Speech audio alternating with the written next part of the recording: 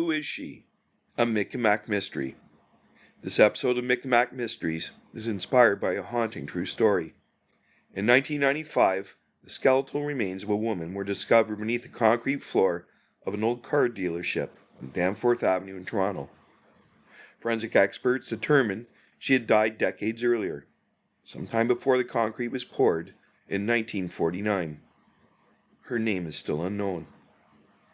Today's episode imagines what might have happened in 1949 when a woman vanished without a trace, and what it means when a mystery refuses to stay buried. This is Who Is She?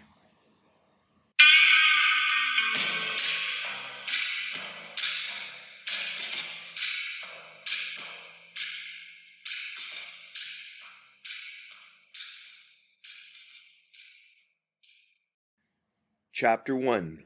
The Call. It was a rainy Tuesday in early spring, and the Danforth was slick with a kind of grey mist that made even good news sound like a eulogy. Mick McCathie was halfway through a cup of bitter coffee when the front door of the station creaked open, bringing in a gust of wind and a man with worry written all over his face. He was in his late 30s, jacket damp, hat crushed in one hand. A faint tremor worked its way through his shoulders. "My name's Edward Burns," he said. "It's my wife, Molly. She didn't come home last night." MacNeely straightened from his chair.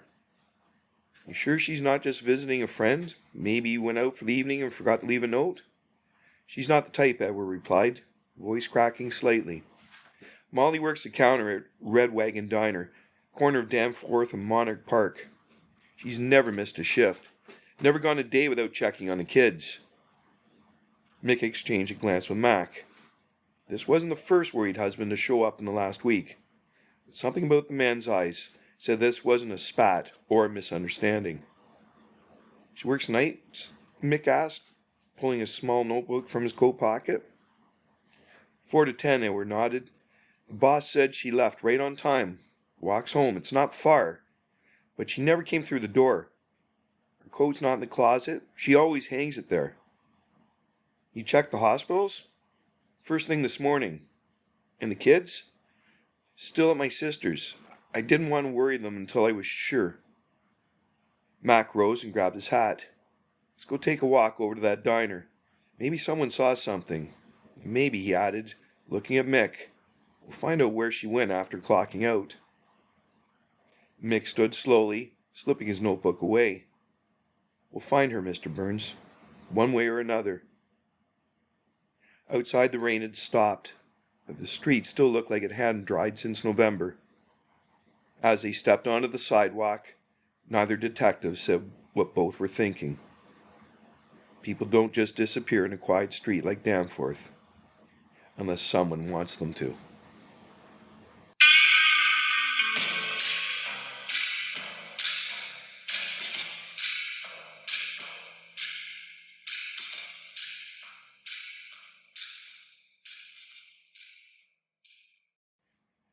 Chapter 2. Trails Go Cold. The Red Wagon Diner sat like a faded postcard from better times. Chrome trim scuffed, window sign flickering.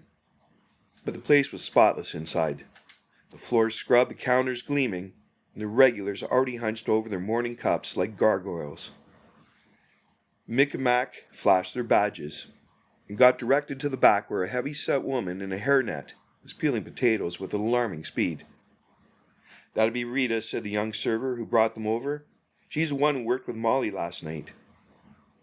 Rita looked them over with suspicion and a slight lift of her chin. "You the cops her husband sent?" "Figured he'd come sniffing around." Mick gave a slight nod.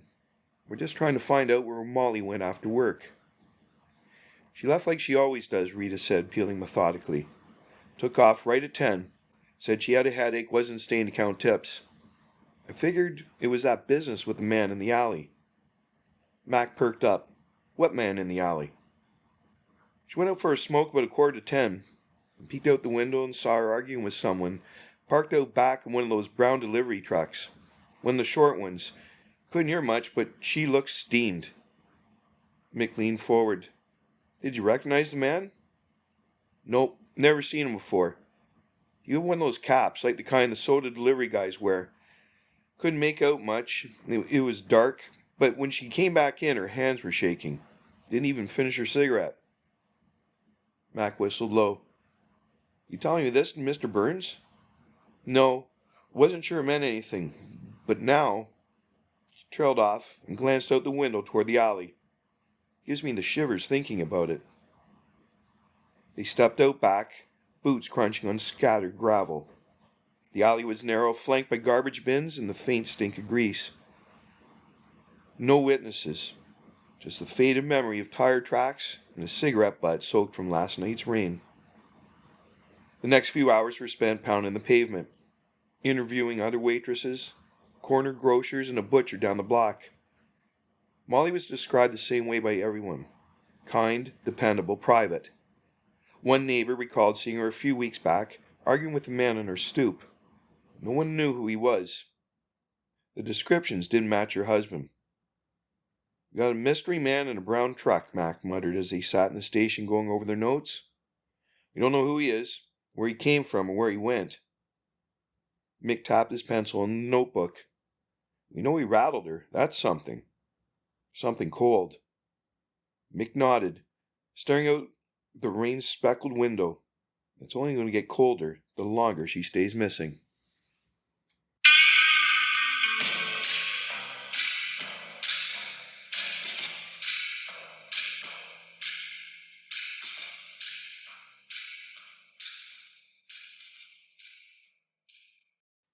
Chapter 3. False Leads. The call came in just after noon. "Found a suitcase in the Don Valley," said the patrol officer in the line. "Near the ravine below Pottery Road. Figure you two might want to look." It was a battered brown leather case, waterlogged and muddy, half buried in the weeds. The clasp had rusted shut. When Mack forced it open with his penknife, a soggy blouse, a shoe, and a bundle of papers slumped out. Mick knelt beside it, holding the pages up carefully. Ledger pages, invoices, receipts from a florist shop on Young. Not her name, though. Belonged to a C. Dietrich. No ID, no initials on the suitcase. Nothing with Molly Burns' name, Mack said. So much for a break. They trudged back to the car as rain started again. Trial spring skies, like a bad mood that wouldn't quit. Back at the precinct, another name was waiting for them. A quiet whisper from a beat cop. "You boys might want to talk to Eddie Vargas," he said. "Local grease monkey. Ran a shop just off Coxwell. Packed up and left town a day after Molly disappeared." Mack raised a brow. "That's fast. Left behind half of his tools, too. Something spooked him." They found the shop, shuttered and quiet. The sign read Vargas Auto, but the windows were dusty and dark.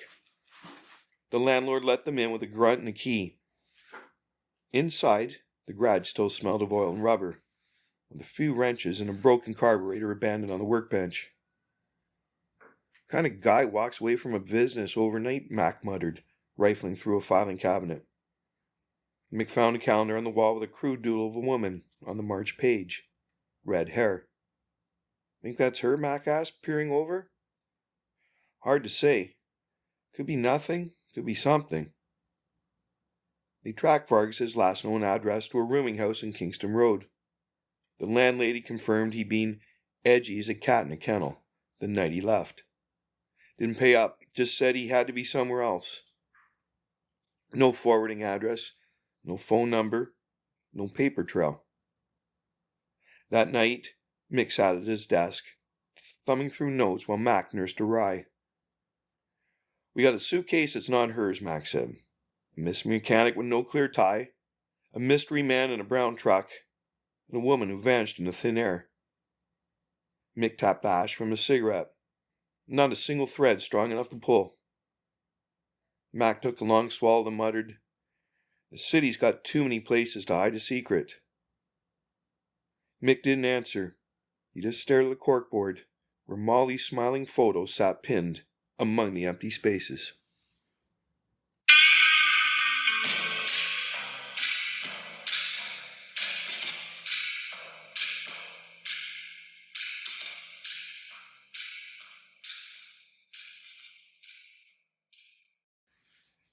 Chapter 4. The Concrete Wall. Weeks passed. Spring gave way to summer. The file on Molly Burns grew thicker. Statements, notes, maps with red pencil lines that led nowhere. But no body, no weapon, no confession. And most damning of all, no proof she hadn't simply walked away. They'd re-interviewed Edward Burns. He broke down the second time. Said he'd failed her somehow. His sister vouched for his alibi. Friends described a quiet couple with quiet habits. Too quiet, maybe. Still, nothing stuck. Mick stared at the map one morning, eyes tracing routes from the diner, from her home, from the auto shop. He drew a line from the alley behind the diner to a nearby construction site where a new car dealership was going up. Robertson Motors. The foundation had been poured the day after Molly vanished. Concrete, Mick said aloud. Mack looked up. Come again? A brown delivery truck. Could have hidden her in the site. They poured the floor the next morning. If he knew the schedule. Mack whistled low. You're thinking they built a dealership over her? Mick nodded, but his face said what they both knew. No judge would sign off on tearing up a brand new showroom floor based on a hunch and a ghost. No body, no confession, no concrete evidence, literally. Eventually the file was stamped in red. Case inactive. The kind of quiet funeral that most disappearances get. But Mick never closed the case in his head. He just folded it up and carried it around for the rest of his life, like a weight in his coat pocket. Epilogue. Toronto, 1995. Sound of drills echoed off Danforth Avenue as Robertson Motors came down in pieces. It had been empty for years, glass cracked, vines pushing through the brickwork, a relic of another era. The construction crew was removing the concrete flooring when a backhoe struck something solid and strange. The diggers stopped. Carefully, the foreman knelt down. A skull, fragile and stained. Bones curl like a secret under layers of poured stone. An upper dental plate still intact. Red blonde strands of hair matted in dirt. Forensic reports would later confirm she died from blunt force trauma, multiple blows to the head. A single mother, between 19 and 40, but her name? Still unknown. Mick McCathie sat in his worn leather chair in a modest apartment near the lake. Toronto's skyline, now taller, louder, unfamiliar. His hands trembled slightly as he unfolded the Morning Globe and Mail. Skeleton found beneath demolished Danforth car dealership. Believed a date to 1940s. He stared at the article, reading and rereading. Then he leaned back, closed his eyes for a long moment and whispered, I always knew she was close.